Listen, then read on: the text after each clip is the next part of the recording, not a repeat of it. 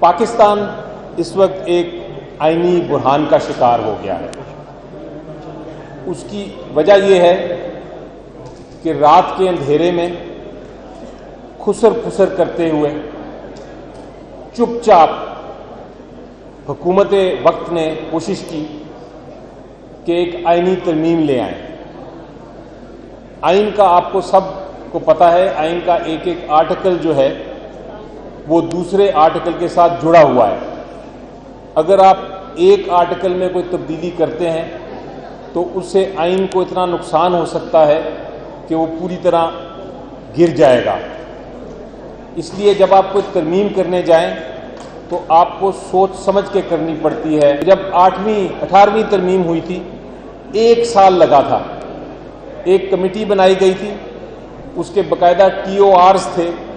ان TORs کے بعد اس نے 77 میٹنگز کی، 5-5 6-6 گھنٹے کی، 550 گھنٹے کی ڈیلیبریشن تھی۔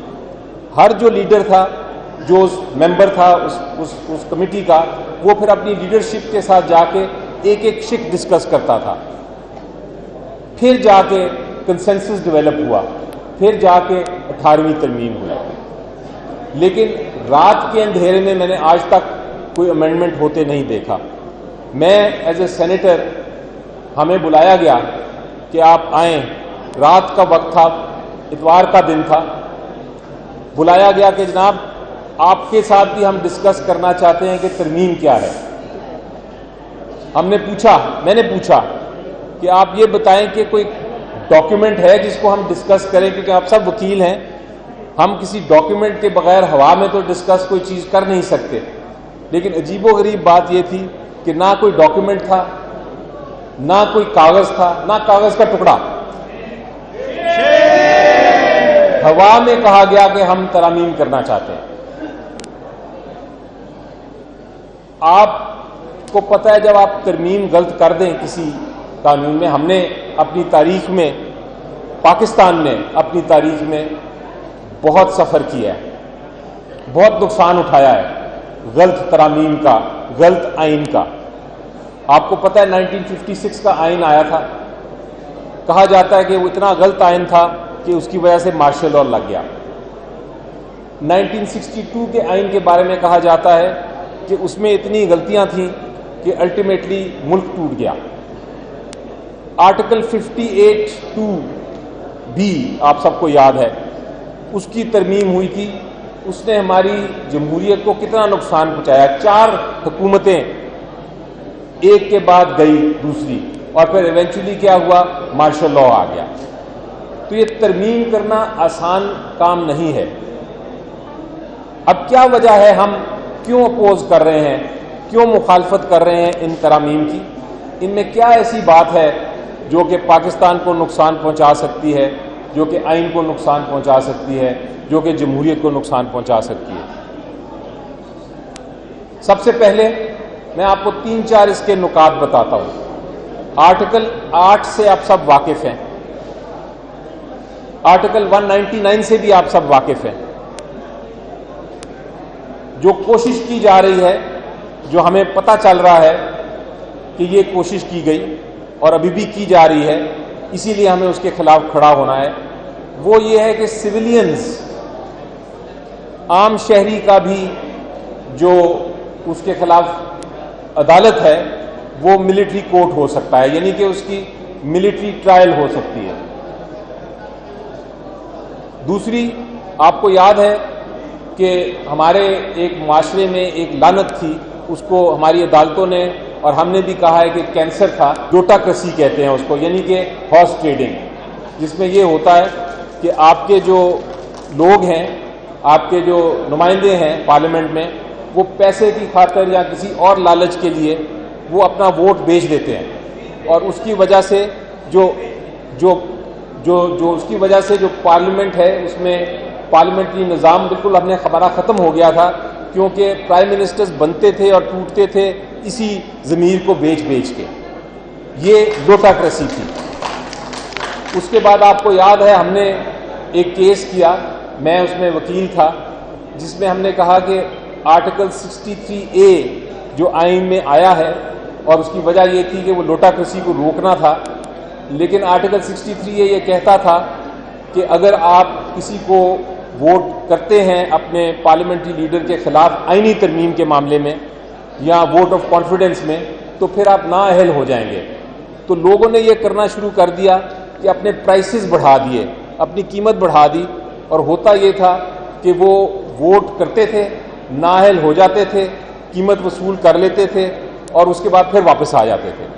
اس چیز کو روکنے کے لیے آرٹیکل 63A کی تشریح کی سپریم کورٹ آف پاکستان نے, اور انہوں نے کہا وہ پرنسپل آپ نے سب کو پتا ہے, the principal of the poisonous tree, کہ اگر ایک زہر ہے, زہریلا درخت ہے, تو پھر اس کا جو پھل ہے وہ بھی زہریلا ہوگا.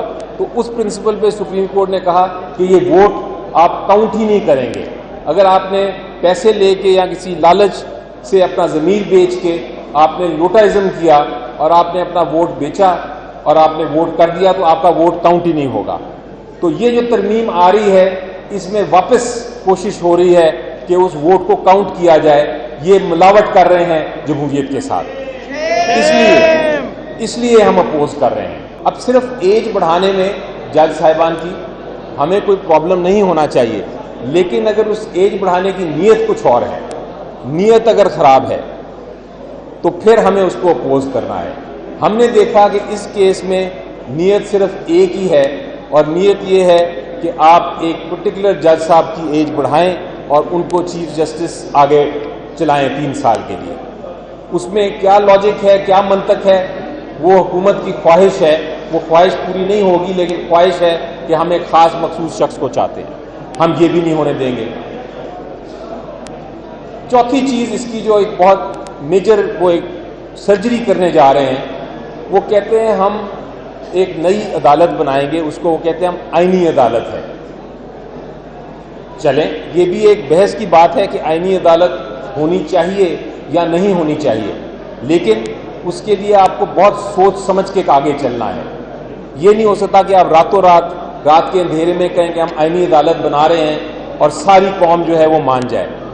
آئینی عدالت آپ طریقے بنانے کے, آئینی عدالت کافی طریقے ہیں. ایک بڑا آسان طریقہ ہے جو میں سجیسٹ کروں گا, اور ہم اگر اس پہ آتے ہیں تو ہم شاید بات بھی کریں, اور وہ یہ ہے کہ ایگزسٹنگ سپریم کورٹ جو ہے اس کے اندر آپ بینچز کہہ دیں. آپ کہتے ہیں جب آئینی معاملہ آئے گا, جو آلریڈی آپ کہہ چکے ہیں اپنے قانون میں, جب آئینی معاملہ آئے گا تو جو ٹاپ سب سے سینئر 5 ججز ہیں اس کا بینچ بنایا جائے گا, وہ سنیں گے آئینی کیسز. تو آئینی عدالتوں کا بھی طریقہ کار ہے. ہمیں کہا جاتا ہے کہ جناب ہم اس لیے کر رہے ہیں, یہ ایک بیانیہ آیا, ہم اس لیے کر رہے ہیں کہ ہم یہ ریفارم کرنا چاہتے ہیں. جج صاحبان جو ہیں وہ آپ کی بات تو مانتے نہیں ہیں, آپ کے جو وکیلوں کے مسائل ہیں اس وقت تو وہ کھڑے نہیں ہوتے, وہ پالیسی میٹرز میں بھی مداخلت کرتے ہیں, وہ سیاسی معاملوں پہ بھی مداخلت کرتے ہیں, وہ میڈیا کے ساتھ اپنی شہرت کے لیے آبزرویشنز دیتے ہیں. تو آپ وکلا کیوں ان کے لیے کھڑے ہیں؟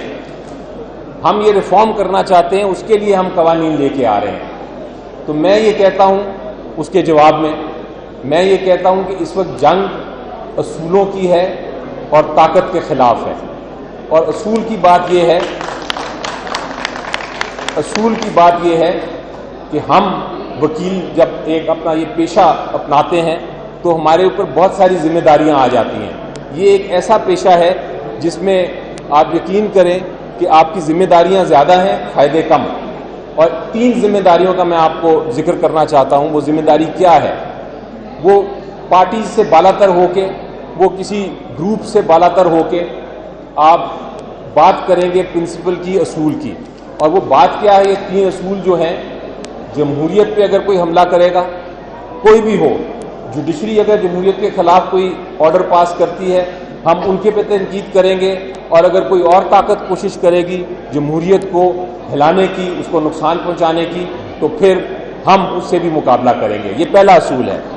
دوسرا اصول یہ ہے کہ اگر ہم بات کرتے ہیں قانون کی حکمرانی کی, کیونکہ ہمارا کام ہے کتابوں سے, دلائل سے لوگوں کو کنونس کرنا, ان کو قائل کرنا اپنی بات پہ. اگر کوئی قانون کی حکمرانی کے خلاف کوئی بات کرے گا, ہمارا فرض ہے, اس پیشے کا فرض ہے کہ ہم کھڑے ہو کے اس کا بھی مقابلہ کریں. اگر سڑکوں پہ آ کے پروٹیسٹ کرنا پڑے تو ہم پھر وہ بھی کریں. اور تیسری بھی بڑی اہم چیز ہے، اور وہ یہ ہے کہ اگر کوئی ہماری جوڈیشری کی آزادی، میں ججز کو آپ چھوڑ دیجئے، جج کی پرسنالٹیز کو چھوڑ دیں، جوڈیشری کی، عدلیہ کی آزادی کی اگر کوئی بات کرتا ہے تو اس کو نقصان پہنچانے کی کوشش کرتا ہے تو اس کی حفاظت کرنا بھی ہمارا فرض ہے. یہ ہمارے پیشے کا فرض ہے. جب ہم کالے کوٹ کی بات کرتے ہیں تو صرف کالا کوٹ نہیں، میری نظر میں اس کے ساتھ پوری ذمہ داری ہے قوم کی. قوم ہمیں دیکھتی ہے کہ یہ لوگ بڑے سویلائزڈ لوگ ہیں، یہ لوگ بڑے عقل مند لوگ ہیں، یہ بڑے پڑھے لکھے لوگ ہیں، یہ اچھی اچھی باتیں کرتے ہیں. تو ہم نے دکھایا ہے اس ہال سے، اسی بار میں، یہاں بار کے پریزیڈنٹس کی بھی تصویریں ہیں اور ججز کی بھی اس کورٹ کی تصویریں ہیں. اسی بار نے دکھایا کہ جب بھی ضرورت پڑی ہے قوم کو ان 3 اصولوں کے لیے تو پھر ایک موومنٹ چلی ہے. تو میں آج وارننگ دینا چاہتا ہوں کہ آپ اس ہارنٹس نیسٹ کو نہ چھیڑیں. یہ ایک پاکستان کی عوام کا دل ہے اور دماغ ہے. ان کو نہ چھیڑیں، کیونکہ ایک بار یہ آ گئے باہر تو پھر پوری قوم ان کے پیچھے لگے گی. اس لیے رک جائیں، ابھی جو آپ کرنے جا رہے ہیں رک جائیں. آپ کے پاس نمبرز بھی نہیں ہیں بائی دا وے، یہ بھی میں آپ کو بتا دوں. ان کا خیال ہے کہ یہ نمبرز لے آئیں گے، ان کے پاس نمبرز بھی نہیں ہیں، ابھی یہ ہوا میں ہی باتیں کیے جا رہے ہیں. لیکن یہ اچھی بات یہ ہے کہ وکلا ان ہوا کی باتوں کو بھی دیکھتے ہوئے اکٹھے ہو گئے ہیں اور کہہ رہے ہیں کہ نہیں، بس اور نہیں. اور یہی میرا میسج ہوگا آپ کو، منطق سے، دلائل سے اپنی سوسائٹی کو اپنے ساتھ کریں، ان کو بتائیں کہ یہ کتنا بڑا نقصان ہونے جا رہا ہے اور اس نقصان کو ہم کبھی کسی صورت میں منظور نہیں کریں گے.